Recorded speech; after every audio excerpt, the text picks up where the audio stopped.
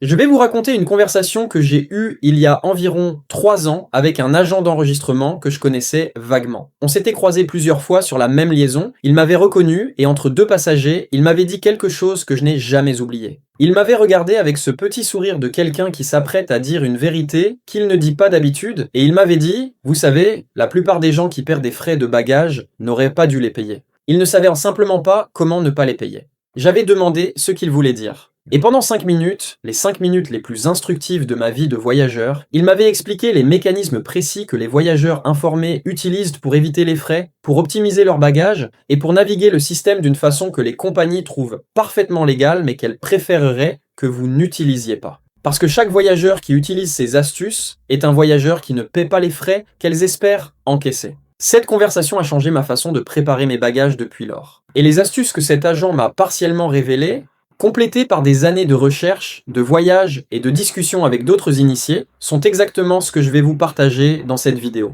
10 astuces pour les bagages à l'aéroport que les compagnies aériennes détestent, légales, documentées, immédiatement applicables et redoutablement efficaces. La 10e astuce, et je commence par elle parce que c'est la plus accessible, celle qui ne demande absolument aucun équipement particulier et dont l'impact financier est immédiat dès votre prochain voyage, c'est de porter vos habits les plus lourds sur vous le jour du départ plutôt que de les mettre dans votre valise. Je sais. Ça semble évident dit comme ça, mais vous seriez surpris du nombre de voyageurs, moi y compris pendant des années, qui continuent à plier soigneusement leurs pulls épais, leurs boots d'hiver, leurs jeans lourds dans leurs valises, et qui se retrouvent ensuite à l'enregistrement avec un bagage en surpoids qu'ils auraient pu éviter en portant simplement ces vêtements sur eux. Voici ce que j'ai compris grâce à cet agent d'enregistrement. Il n'existe aucune règle qui limite le poids de ce que vous portez sur vous. Aucune. La limite de poids s'applique à vos bagages. Pas à votre corps habillé. Un voyageur qui monte dans un avion avec 3 couches de vêtements superposées, les chaussures les plus lourdes de sa garde-robe, une veste chargée de poches pleines, personne ne va jamais le peser. Ce poids-là n'existe pas pour la compagnie. Il ne compte pas. Ce que ça représente concrètement, un pull épais pèse entre 400 et 800 grammes. Des boots d'hiver pèsent d'entre 800 grammes et 1,2 kg. Un jean épais pèse entre 500 et 700 grammes. Une veste épaisse pèse entre 500 grammes et 1 kg.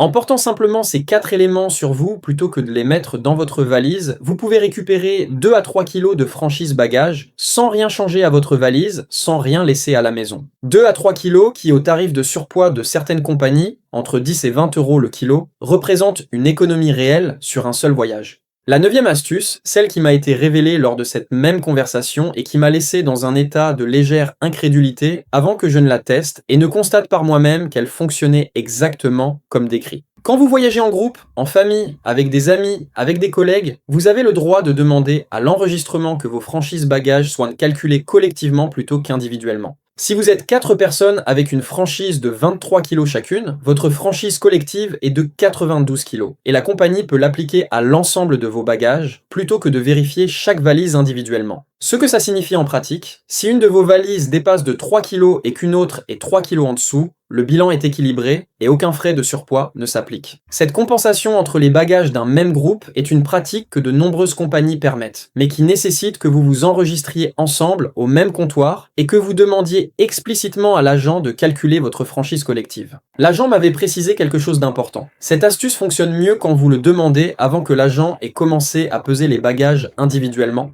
Une fois que le processus individuel est lancé, il est difficile de le faire rebasculer sur une évaluation collective. Arrivez ensemble, demandez dès le premier contact que votre franchise soit calculée collectivement et vous aurez résolu la plupart des problèmes de surpoids sans payer 1 € supplémentaire. La 8e astuce, celle qui concerne le timing de l'achat de votre bagage en soute et dont l'impact financier peut être spectaculaire si vous ne l'avez jamais expérimenté. Les compagnies low cost, Ryanair, EasyJet, Wizz Air, Vueling, appliquent une tarification dynamique sur les bagages en soute qui suit une logique précise et documentée. Le prix d'un bagage en soute est à son minimum au moment de la réservation initiale du billet. Il augmente progressivement dans les jours qui suivent. Il atteint son maximum à l'aéroport le jour même à l'enregistrement où il peut coûter 2 à 4 fois son prix initial. Ce que j'ai mesuré personnellement sur plusieurs réservations, un bagage en soute sur Ryanair coûte entre 11 et 25 € selon les routes et les périodes au moment de la réservation du billet. Ce même bagage coûte entre 35 et 60 € si vous l'ajoutez a posteriori depuis le site de la compagnie. Et il peut atteindre 50 à 80 € si vous attendez l'aéroport. La différence entre la stratégie la plus coûteuse et la moins coûteuse peut représenter plus de 50 € pour exactement le même service, le même bagage, le même vol.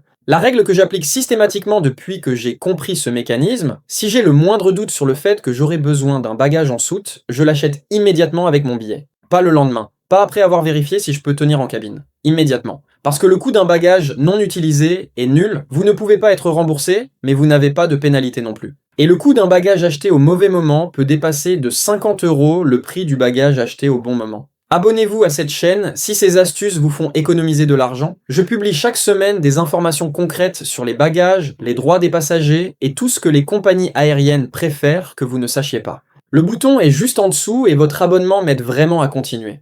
La 7e astuce, celle que j'ai découverte par accident lors d'un voyage où j'avais un bagage légèrement surdimensionné et qui m'a révélé quelque chose sur la mécanique réelle des contrôles de dimension que les compagnies n'ont évidemment aucun intérêt à publiciser. Les gabarits de mesure des bagages cabine, ces boîtes métalliques ou plastiques dans lesquelles les agents vous demandent de placer votre sac pour vérifier s'il respecte les dimensions autorisées, sont utilisés de façon très variable selon les compagnies, les aéroports, les agents et les moments de la journée. Dans la réalité des aéroports, ces gabarits sont utilisés de façon systématique sur les vols complets pendant les périodes de forte affluence et beaucoup plus rarement et de façon sélective sur les vols peu remplis en dehors des périodes de pointe. Ce que l'agent m'avait confié, les agents ont une marge d'appréciation réelle sur l'utilisation du gabarit. Un bagage qui semble manifestement trop grand sera systématiquement testé. Un bagage qui est légèrement surdimensionné mais dont le propriétaire le tient d'une façon qui minimise visuellement ses dimensions passera souvent sans test. Ce n'est pas une invitation à frauder, c'est une observation sur le fonctionnement réel du contrôle. Ce que cette observation m'a appris, la façon dont vous portez et présentez votre bagage à la porte d'embarquement a une influence réelle sur la probabilité qu'il soit testé. Un sac à dos porté sur le dos, comprimé par le port lui-même, semble plus petit qu'un sac à dos tenu à la main ou posé à plat. Un bagage cabine dont les poches extérieures ont été dégonflées semble moins volumineux qu'un bagage dont toutes les poches sont pleinement remplies. Ces détails visuels font une différence dans l'appréciation visuelle de l'agent, et cette appréciation visuelle est souvent le seul critère de déclenchement d'un contrôle de dimension. La 6e astuce, celle qui concerne les programmes de fidélité et que des millions de voyageurs ignorent, même s'ils sont membres de ces programmes depuis des années. Les programmes de fidélité des compagnies aériennes incluent presque tous des avantages bagages qui augmentent avec le niveau de statut du membre, des franchises supplémentaires, des bagages en soute inclus gratuitement, des priorités à l'enregistrement. Ce que la plupart des membres ignorent, ces avantages bagages sont cumulables avec la franchise standard du billet et ils s'appliquent même quand vous voyagez sur des billets qui n'incluent pas de bagages en soute. Un membre Silver de Flying Blue, le programme d'Air France, bénéficie d'un bagage en soute supplémentaire de 23 kg gratuit sur tous ses vols, même sur les tarifs de base qui n'incluent pas de bagages. Ce bagage supplémentaire peut représenter une économie de 20 à 50 € sur chaque vol où il s'applique. Et la plupart des membres Silver ne le savent pas, ou l'oublient, et perdent leur bagage en soute en plus. Ce que je fais avant chaque voyage, je vérifie les avantages bagages spécifiques associés à mon statut dans le programme de fidélité de la compagnie concernée. Cette vérification prend 2 minutes sur l'application du programme. Et elle m'a plusieurs fois révélé que j'avais un avantage bagage que je n'aurais pas réclamé si je n'avais pas vérifié. L'argent que ces programmes vous donnent par le biais des avantages bagages est de l'argent réel, mais uniquement si vous savez qu'il existe et si vous le réclamez. La 5e astuce, celle dont j'ai entendu parler pour la première fois dans un forum de voyageurs fréquents et que j'ai d'abord trouvée trop belle pour être vraie avant de la tester et de constater qu'elle fonctionnait exactement comme décrit. Quand vous achetez vos billets d'avion avec certaines cartes bancaires premium Visa Infinite, Mastercard World Elite, American Express Platinum, vous bénéficiez automatiquement d'avantages bagages inclus dans votre contrat de carte, sans frais supplémentaires. Ces avantages peuvent inclure un ou plusieurs bagages en soute gratuit sur certaines compagnies partenaires, une franchise bagages étendue ou une assurance qui couvre les frais de bagages en cas de retard ou de perte. Ce que la plupart des titulaires de ces cartes ignorent, ces avantages ne sont pas automatiquement appliqués. Ils nécessitent donc que vous ayez acheté votre billet avec la carte concernée et dans certains cas, que vous ayez déclaré votre voyage avant le départ part via l'application de la carte. Des dizaines de milliers de titulaires de cartes premium paient des frais de bagages sur des vols où leur carte leur aurait donné accès à ces bagages gratuitement, simplement parce qu'ils ne savaient pas que l'avantage existait. La démarche que je recommande, appelez votre banque avant votre prochain voyage international et demandez explicitement quels avantages bagages sont inclus dans votre carte bancaire pour la compagnie sur laquelle vous voyagez. La réponse peut vous surprendre, et cette surprise peut valoir plusieurs dizaines d'euros d'économie sur un seul voyage. La quatrième astuce, celle qui m'a été indirectement enseignée par une situation que j'aurais préféré ne pas vivre, et qui m'a appris quelque chose d'essentiel sur la façon dont les règles bagages des compagnies s'appliquent réellement à l'aéroport. J'avais un bagage cabine légèrement trop lourd, 9 kg pour une limite de 7. Pas énorme comme excès, mais mesurable. À l'enregistrement en ligne la veille, j'avais vérifié en ligne que mon vol n'était rempli qu'à 60%. Et j'avais décidé de tenter ma chance, en me disant que sur un vol peu rempli, les agents seraient moins enclins à contrôler rigoureusement les bagages cabine. Ce que j'avais raison de penser, et ce que l'agent m'avait confirmé après coup, sur les vols peu remplis, les contrôles de poids des bagages cabine sont rares. La raison est simple et logique. Sur un vol à 60% de remplissage, il y a largement assez d'espace dans les compartiments supérieurs pour tous les bagages, quelle que soit leur taille. Les contrôles rigoureux se concentrent sur les vols complets où chaque centimètre cube de compartiment est précieux. Ce que cette astuce implique concrètement, avant tout vol où vous avez un bagage légèrement surdimensionné ou en léger surpoids, vérifiez le taux de remplissage du vol. Des outils comme Google Flights dans sa vue de disponibilité ou Expert Flyer pour les données plus précises permettent d'estimer ce taux. Un vol peu rempli est un vol où les contrôles seront moins stricts et où votre bagage légèrement hors norme a de meilleures chances de passer sans problème. Pour ne rater aucune de mes prochaines astuces sur les bagages et les droits des passagers, abonnez-vous à la chaîne maintenant. Je partage chaque semaine des informations pratiques issues de ma propre expérience et de mes recherches, et votre abonnement m'aide vraiment à continuer ce travail. La troisième astuce, celle qui exploite intelligemment une règle que les compagnies appliquent mais dont les implications pour les voyageurs créatifs sont rarement communiquées. La règle en question, les vêtements portés sur soi ne sont pas comptabilisés dans la franchise bagage. Ce que j'ai mentionné en 10e position concerne les habits lourds, pulls, vestes, boots, mais cette règle va beaucoup plus loin que ça. Des voyageurs expérimentés l'ont poussé à des extrêmes que les compagnies trouvent légaux mais profondément agaçants. Des voyageurs qui arrivent à l'aéroport avec plusieurs couches de vêtements superposées qui portent physiquement sur eux des dizaines de kilos de contenu qui auraient dû aller dans un bagage payant. Il existe une pratique documentée, populaire dans les communautés de voyageurs budget, qui consiste à porter une veste spécialement conçue avec de nombreuses poches internes, capables de contenir plusieurs kilos d'objets sans apparaître surdimensionnées de l'extérieur. Ces vestes de voyage, vendues légalement dans des boutiques spécialisées, permettent de transporter des tablettes, des livres, des vêtements supplémentaires, des chargeurs et d'autres objets directement sur soi plutôt que dans un bagage.